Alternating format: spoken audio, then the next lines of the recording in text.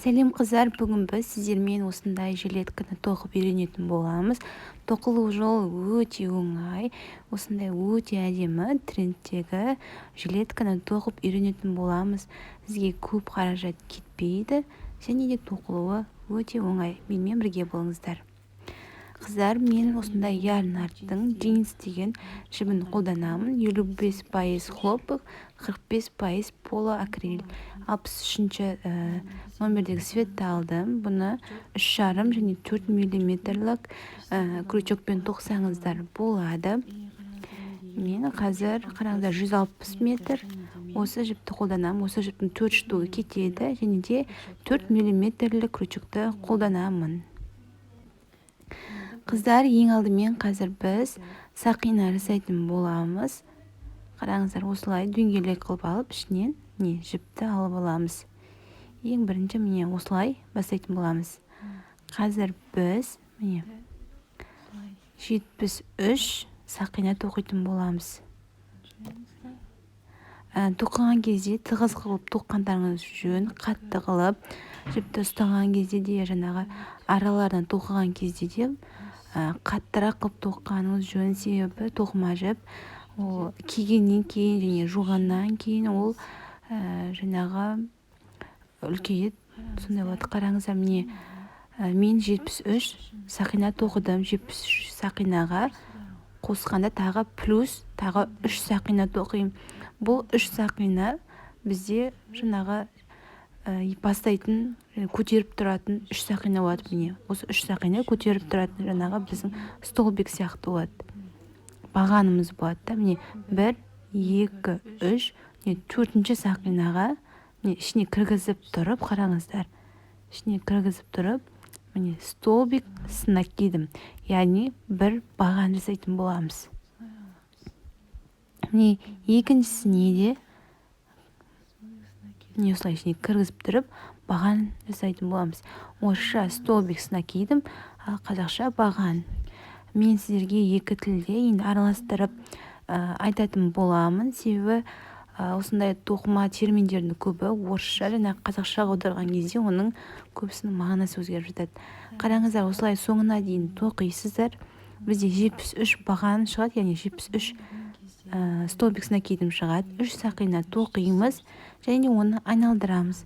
Қараңыздар, енді крючокқа осылай жіпті алып аламыз да. Қараңыздар, осылай жіпті аламыз және бағанымыздың міне арт жағынан осылай жібімізді алып тұрып баған жасайтын боламыз. Біреу, тағы да жіпке аламыз. Крючокты міне арт жағынан алып, осылай жіпті алып баған жасаймыз. Осылай үшеуін жасаймыз.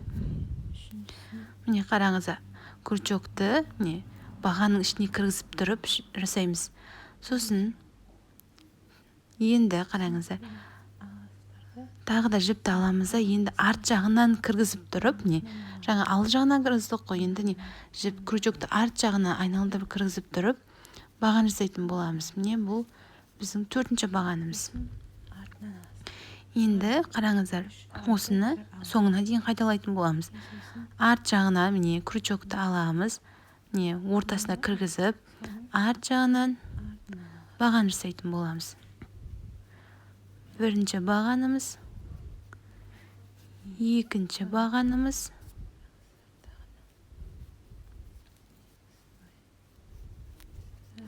және де үшінші бағанымыз. Үшінші бағанымызды тоқимыз. Арт жағынан осылай кіргізіп тұрып, осы бағаны тоқитын боламыз. Және алды жағынан тоқимыз. Сонда сіздер 3 бағанды арт жағынан, 1 бағанды алды жағынан тоқисыздар. Тап осылай соңына дейін жалғастырасыздар. Ешқандай қиындық жоқ. Біз осылай бағандармен жұмыс жасайтын боламыз соңына дейін.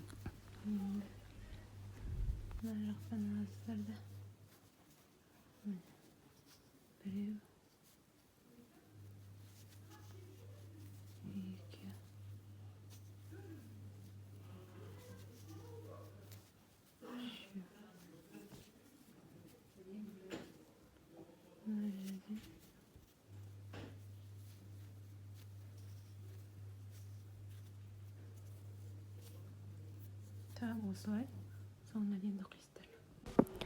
Қыздар, қараңыздар, міне мен соңына дейін осылай бағандарды тоқып шықтым. Столбик накидым тоқыдым. Яғни енді қараңыздар, міне 3 арт жағынан баған, яғни столбик накидым тоққаннан кейін үшінші сақинаға үстінен осылай жіпталып тұрып баған тоқимыз, яғни столбик накидым тоқимыз. Енді тағы да 3 сақина тоқимыз. 3 сақина тоқимыз, айналдырамыз. Енді қараңыз, мына 3 бағанның үстіне осылай әрқайсынан алдынан тоқимыз. Енді қараңыздар, алдынан баған тоқимыз.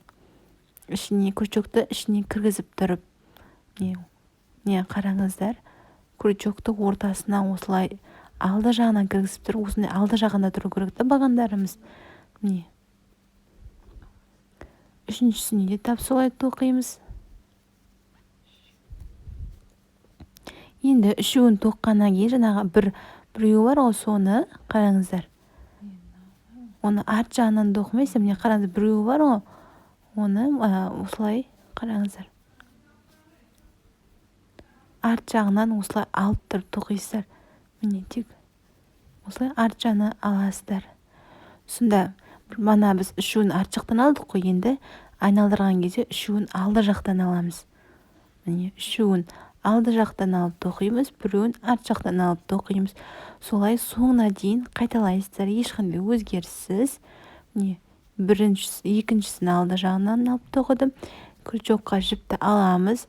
Жаңа бағаның ортасына осылай кіргізіп тұрамыз да, жіпті аламыз. Міне осылай столбик накидым тоқимыз. Енді мынаны қараңыз, арт жағында біреу тұр ғой, міне көріп тұрсыздар ғой. Соны міне арт жағынан алып тұрып тоқисыздар.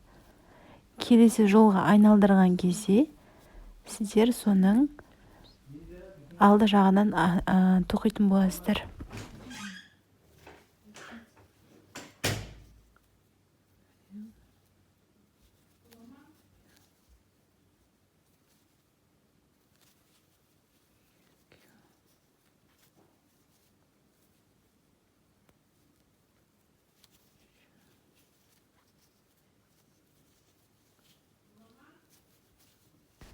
Қыздар, ешқандай қиындығы жоқ. Осылай үшеуін алды, үшеуін арты, тап солай қайталап тоқи бересіздер. Тап осылай 8 қатар тоқисыздар. Қараңыз, бұлда менде 2 қатар тоқылды. Енді тағы қараңыздар 6 қатар тоқисыздар. Қараңыздар қыздар, міне мен 8 қатарды тоқып болдым. Енді сіздер 3 сақина тоқисыздар.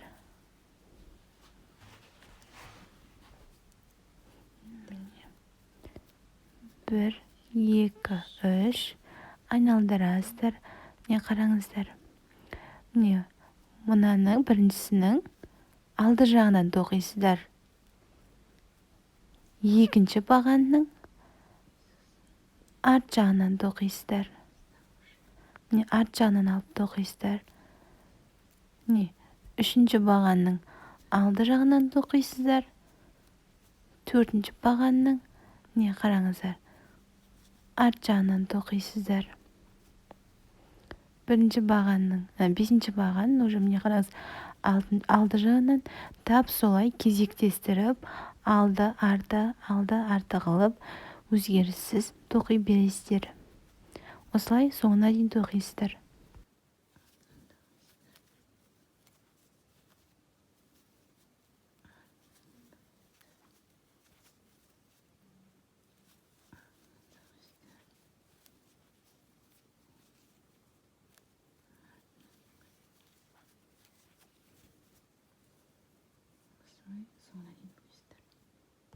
Қараңыздар, міне мен тоқып болдым. Енді міне қараңыз, арт жағы осындай болып шықты. Енді тағы 3 сақина тоқимын. 2, 3 айналдырамын. Міне қараңыздар, енді міне арт жағындағын, міне арт жағында мен тоқимын да, міне алды жағындағысы бар ғой, соның үстінен тоқимын. Тек үсті жағынан, ал жаңағыда ортасынан кіргізбейміз да, тек үстінен тоқимыз. Ал арт жағындағысын міне арт жағына кіргізіп тұрып тоқисыздар. Алды жағындағының үстінен тоқисыздар. Түсінікті ғой, иә? Арт жағындағысының ішіне кіргізіп, алды жағындағысы үстінде тұрған сақина бар ғой, крючогымыз кіргізетін жер, сол жерге кіргізіп тоқисыздар. Ал арт жағындағысының ортасына кіргізіп тоқисыздар. Үстіне кіргізіп тұрып тоқыдым да, мынағыдай алдындағысының ішіне кіргізіп тоқымайсыздар. Алдындағысына өткізіп тұрып да, тек үстінен тоқисыздар. Видеода көрсетіліп тұр, анық. Ал видеоның жылдамдығы тез болса, скорость деген бар ютубта, тап сода жылдамдықты азайтсаңыздар болады. Осылай соңына дейін тоқисыздар. Қараңыздар, алды жағындағысының үстіне осындай болып түседі узор. Тап осылай қыздар 24 қатар тоқисыздар, ешқандай өзгеріссіз. Жаңағындай менде барлығы 24 қатар болды. Асты 8 қатар, үсті жағы бізде 16 қатар. Осылай жібімізді қиып тастаймыз. Сосын ішіне кіргізіп жібімізді тартатын боламыз. Қыздар, қараңыздар, енді мынау біздің 1, 2, 3, 4, 5. 5-5-тен шетінен орын қалдырамыз. Бұл біздің киіміміздің қолтық жағы. Осылай сіздерге көрініп тұрсын деп, ақ жіппен белгілеп қойдым. 1, 2, 3, 4, 5. 5-шісіне осылай жіп ілдіріп қойдым. Қараңыздар. Осы қалдырған 5 қатар бұл қолтық жағы киіміміздің. Енді алды жағын тоқып жатырық қой біздің. Қараңыздар, бір алдына шығып тұрған жақ бұл біздің киіміміздің лицевая сторона дейді ғой, алды жағы. Енді қараңыздар, осылай жібімізді дайындап аламыз. 5-шісінен кейінгі 6-шы бағанға ішіне кіргізіп тұрып крючогымызды, кішкентай қалған жіпті ұстап тұрасыздар, соны арасына кіргізіп жіберіп тоқисыздар. Бір сақина тоқисыздар. Қараңыздар, тап сол жерге осылай столбик без накида тоқисыздар. Сосын екінші бағанға полустолбик, яғни жарты столбик тоқисыздар. Мынау қазір мешать етіп тұр, сіздерге түсінікті деп ойлаймын. Алып тастайын. Қараңыздар, екіншісіне, қараңыздар, 6-шісі, 7-шісі, 7-шісіне полустолбик, жарты столбик, ал 8-шісіне баған тоқитын боламыз. Оны ішіне, алдына, артына емес, үстіне тоқисыздар. Келесісіне де баған тоқисыздар. Ал келесісінен бастап, уже сіздер кәдімгідей узорды тоқып бастайсыздар. Қараңыздар, алды жағында тұр ғой, қараңыздар. Оны алды жағындағысын ішіне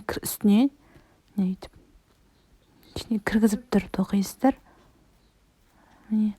Арт жағындағысын үстіне тоқисыздар. Алды жағысын ортасына кіргізіп тұрып тоқисыздар. Арт жағындағысын осылай үстіне столбик қылып тоқисыздар. Тап солай соңына дейін тоқисыздар. 5-еуін қалдырғанға дейінгі жерге дейін тоқыңыздар, көрсететін боламын. Қараңыздар. Енді қараңыздар, мына жерге келеді. Мынаяқтан 2 баған қалдырып кетесіздер. Сол 2 баған қалдырғанға дейін тоқисыздар. Осылай тоқып шықтым. Енді қараңыздар, 2 баған қалдырдым. 5-ке дейінгісінің 2 баған қалдырдым. Оны біз қысқартатын боламыз. Осылай жарты столбик тоқисыздар. Сосын келесіне столбик без накида тоқимыз. Осы жерде қаттырақ тоқығандарыңыз жақсы.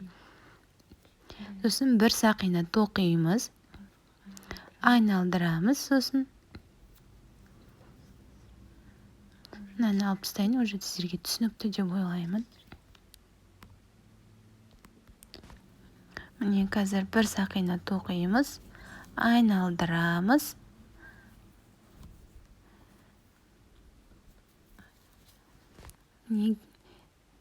Келесі, қараңыз, алдыңыздағына соединительный столбик, яғни байланыстырушы столбик дейді, яғни байланыстырушы баған тоқитын боламыз. Қараңыздар, 3-ші және 4-ші төртіншісіне соединительный столбик тоқимыз. Сосын жоғары қарай 3 сақина тоқимыз.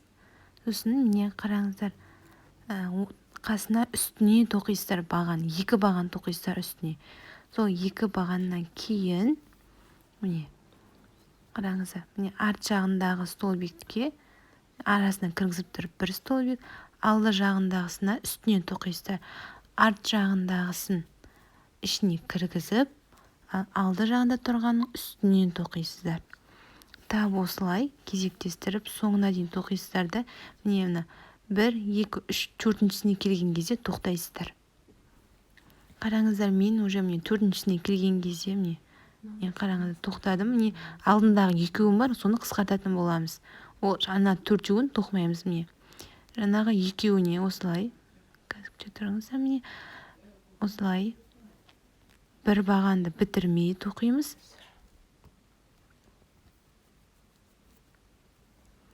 Қараңыздар, міне арасына міне баған кіргіземіз, жіпті кіргіземіз.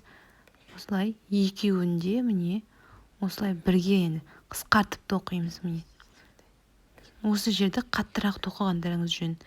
Сосын 3 сақина аламыз да. 3 сақина аламыз. Сосын міне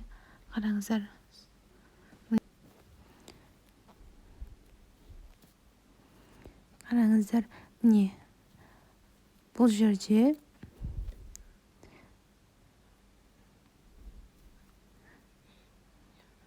міне алдынан тұрғын, сол себепті алдынан міне арасына кіргізіп тұрып тоқисыздар. Қателесіп кетпей қарап тұрғандарыңыз жөн. Міне үстінен тоқисыздар, арасынан тоқисыздар, үстінен тоқисыздар, арасынан тоқисыздар. Тап солай кезекпен кезек тоқи бересіздер, не соңына дейін солай тоқисыздар. Не соңына келген кезде аздап өзгерістер болады, жаңа қысқартатын жері. Сол жерде бірге кездесетін боламыз. Не қараңыз, міне осы жерде біз қысқартатын боламыз. Осы жерге дейін тоқисыздар. Қараңыздар, міне мен осы жерге дейін тоқыдым. Енді қараңыздар, мына 2 баған тұр ғой, соны біреу қыламыз. Міне 2-уінің үстінен жартылай қылып аламыз. Жарты баған қылып аламыз. Сосын 3 сақинаның үстінен де аламыз. 3 сақинаның да міне қараңыздар, 3-уін бірге қосып алып қысқартатын боламыз. Сонда бізде барлығы 53 баған шығады. Сіздерде де 53 баған шығу керек. Сол себепті ешқандай қателеспей санап отырыңыздар. Енді қараңыздар, келесінің міне қараңыздар, уже арт жағынан арасына кіргізіп тұрып тоқисыздар. Ал 3-шісінің уже үстінен тоқисыздар. 4-шісінің арт жағынан, 5-шінің үстінен. Тап солай кезекпен кезек тоқисыздар. Қараңыздар, осылай тоқисыздар. Қараңыздар, тап осылай. Міне қараңыздар. Міне мынау бізде қараңыз қолтық жағы, міне осы жерлерін кішкене қаттырақ тоққандарыңыз жөн. Мен кішкене жай тоқып қалғанмын ғой. Сол себепті қараңыздар, қаттырақ тоққандарыңыз жөн. Басынан бастап қаттырақ тоққандарыңыз абзал болады. Қараңыз, осылай сіздер қазір 39 қатар тоқисыздар. Бізде уже қараңыз, неше қатар шықты? 24, 25, 26, 27 қатар кетіп жатыр. Енді сіздер барлығы 39 қатар тоқисыздар. Міне менде 39 қатар болды. 39 болды бізде барлығы. Енді біз қазір мынау қолтық жағы көрсетіп жатқан сізге міне. Мен міне 39 қатар тоқыдым. Енді қазір біз мына жерді 3 бөлікке бөлеміз. Қазір біз бұны 3-ке бөлетін боламыз. 21, 11, 21 деп қараңыздар. 2 шеті, мына шеті 21, мына шеті 11, ортасы 11, 2 шеті 21 яғни. Қазір біз 3 сақина тоқимыз. 3 сақина тоқисыздарды айналдырасыздар. Сосын арт жағындағысына арасына кіргізіп тоқисыздар. алды жағындасын үстіне тоқисыздар. Тап солай жалғастырасыздар. Міне, және қараңыздар, міне бізде 4-шісі тоқып жатыр ғой. Сосын 19, 20, 21-шісін біз қараңыз, міне мен мына жерден 19, 20, 21-ші міне бағанға келген кезде тоқтадым. Оны біз үшеуін бірге тоқитын боламыз. Міне 19-шы баған, 20-шы баған, және де 21-ші баған. Міне үшеуін қараңыздар, 3 бағанды бірге қосып тоқимыз. Сонда бізде 18 баған шығады. Сосын міне келесінде міне қараңыздар, біреу, екеу. Үшеуін міне қараңыздар, жаңағы 3 сақина, 2 баған, үшеуін бірге тоқисыздар. Сосын келесін кәдімгідей тоқи бересіздер. Тек именно қараңыздар, жаңа көкірек жаққа келген кезде біз қысқартамыз солай. 3-3-тен қысқартатын боламыз. Міне осылай соңына дейін тоқисыздар. Және де айналып, осы жаққа келген кезде тағы да қысқартуды көрсететін боламын. Міне мынау бірінші жол, қараңыздар, осы алты жағы қысқара беретін болады. Қараңыздар, мен міне айналып келдім. Қараңыздар, енді 3 бағанды бірге алып қысқартамыз. 1, 2, және де мынау 3-шісі. Осы жерде қаттырақ тоқығандарыңыз дұрыс, жібіңіздің бәрін қысқартып. Міне үшеуін қысқартып тоқыдым.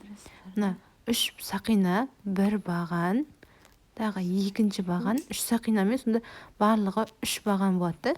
Осылай үшеуін бірге қысқартып тоқисыздар.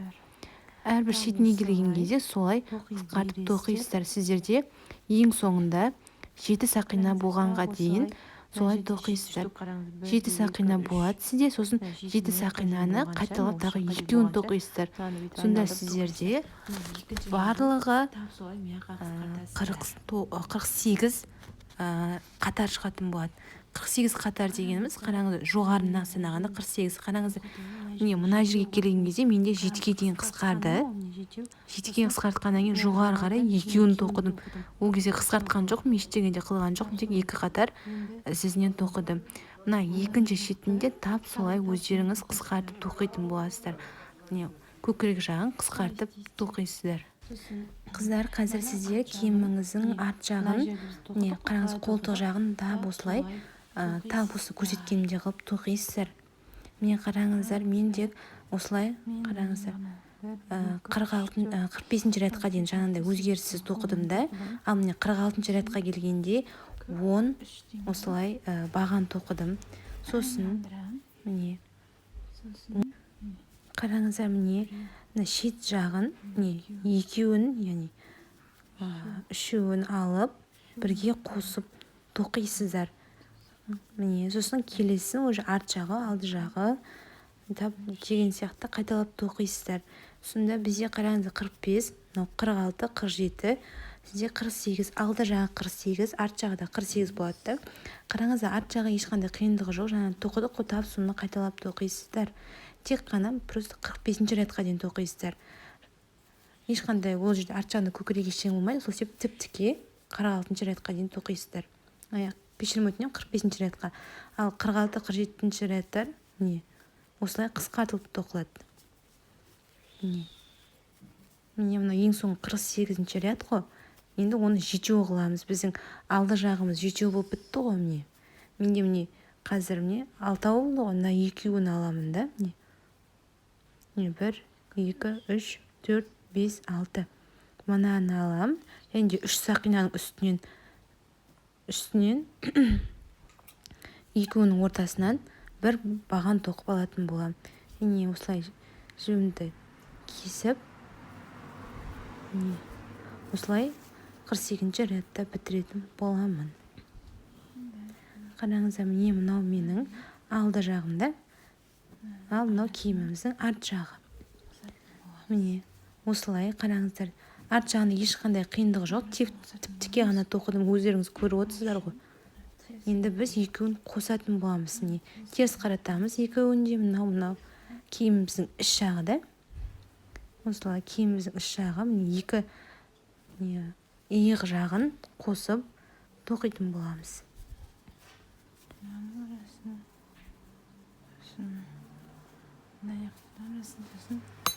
Сосын мына екі шетін қосып тоқисыздар. Қараңыздар, міне жібімізді осылай дайындап аламыз. Міне үш сақинаның үшіншісіне крючогымызды кіргіземіз. Екінші жақтан да сап солай алып аламыз. Сосын дайындаған жібімізді арасына осылай кіргіземіз. Ар жағында қысқа жіпті өзіңіз ұстап тұрасыздар. Сосын осылай бір сақина тоқисыздар. Уже келесі жоғары жағында айнып тұрған бар ол. Екеуінің арасынан осылай кіргізіп столбик без накида осылай тоқисыздар. Екеуінің арасына қараңыздар, жүрікше сияқты болып тұр ғой сақинамыз. Соны екеуінің арасынан кіргізіп тұрып, жетеу болу керек. Қараңыздар, осы жерде тоққан себебі бізде жеті баған ғой, сол себепті жеті осындай столбик без накида шығуы керек сізде. Екі жағында тап осылай тоқисыздар. Міне қараңыздар, менде тап жетеу болып шықты. Міне жібімізді қипсаймыз. Міне сақинаның ішіне кіргіземіз де осылай иық жағын бітіреміз. Екінші жағында тап солай тоқисыздар. Енді қазір мына шетін бірге тоқитын боламыз. Қыздар, шет жағында тап солай тоқылады. Міне осылай қараңыздар, шетінен крючогымызды кіргізіп аламыз. Дайындаған жібімізді арасынан кіргіземіз. Қысқа жағын ұстап тұрамыз және мына қиылған жіптерді арасына қосып кіргізіп тоқып жібереміз. Міне осылай сақина тоқимыз. Міне сосын мынаның қараңыздар, осы жерден кіргізіп тұрып столбик без накида тоқисыздар. Ешқандай қиыны жоқ. Жаңа көрсеткен сияқты шетінде тап солай тоқисыздар.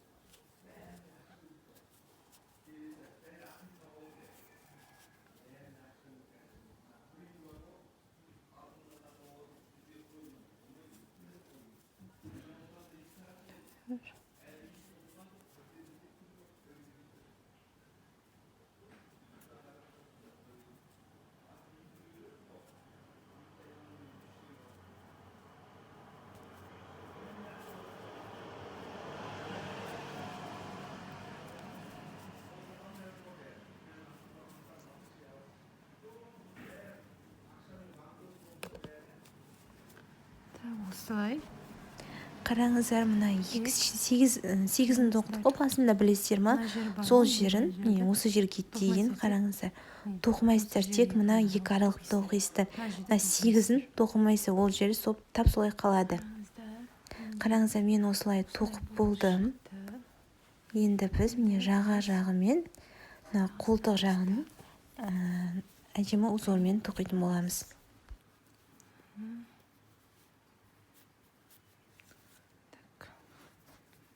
Енді жібімізді осылай аламыз. Қараңыздар, алды жағының, мойын жағының іш жағынан осылай үш сақина тоқисыздар. Мына келесі, қараңыздар, бағанның ішіне кіргізіп тұрып столбиксіне кидім. Яғни баған тоқитын боламыз. Араларына кіргізіп тұрып бағандар тоқимыз. Яғни мына мойын жағын, көкірек жағын айналдырып тұрып осылай бағандарды тоқисыздар. Ешқандай өзгеріссіз, ешқандай қиындығы да жоқ. Өте оңай. Осылай бағандарды айналдырып тұрып тоқисыздар.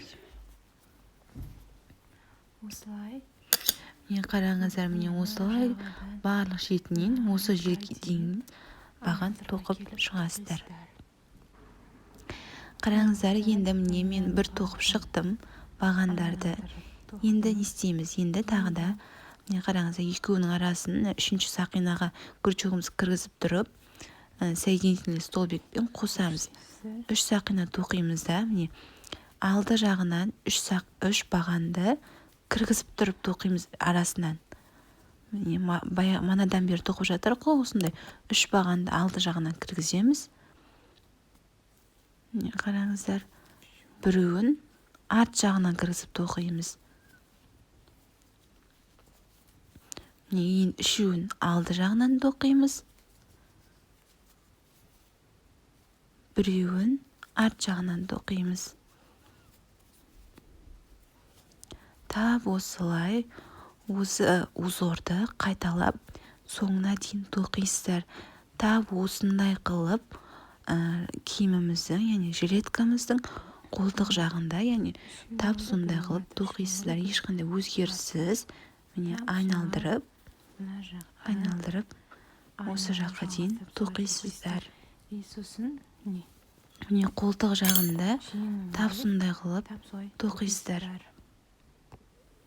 Қараңыздар, міне мен мойын жағын болдым. осындай болып шықты. Соединительный столбикпен қостым. Енді жібімізді осылай кесіп тастаймыз да, қиып тастаймыз да. Міне сақинаның ішіне кіргізіп аяқтаймыз. Міне қолтық жағы да тап солай тоқылады. Сіздерге бір көрсетейін сонда да.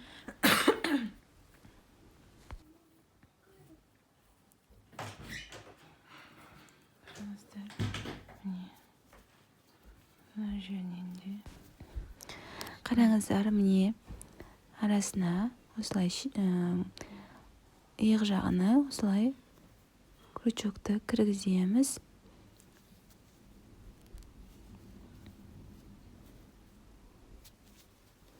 Үш сақина тоқимыз.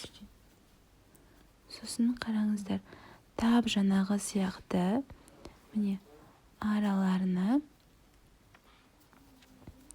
бағандар тоқитын боламыз. Міне қараңыздар. Осылай қолтық жағын айналдырып тұрып бағандарыңызды тоқисыздар. Ешқандай өзгеріссіз тап осылай тоқи бересіздер. Бағандар тоқисыздар. Содан кейін 3 сақина алдымен, 1 сақина арт жағымен тоқып, алды жағын қалай тоқыдық, тап солай тоқып жалғастырасыздар. Ешқандай қиындығы жоқ, ешқандай өзгеріс те болмайды. Сол себепті өздеріңіз аяқтасаңыздар болады. Көп уақыт алып кетеді. Қыздар, менің жилеткам осындай өте әдемі болып шықты. Сіздерге менің сабағым ұнады деген ойдамын. Егер ұнаса маған лайк басып, комментарий өздеріңіздің жылы пікірлеріңізді қалдырсаңыздар, бір қуанышты болып қалар едім. Сіздер қолдауларыңызды күтемін. Менің каналыма жазылып кетіңіздер. Көп рахмет.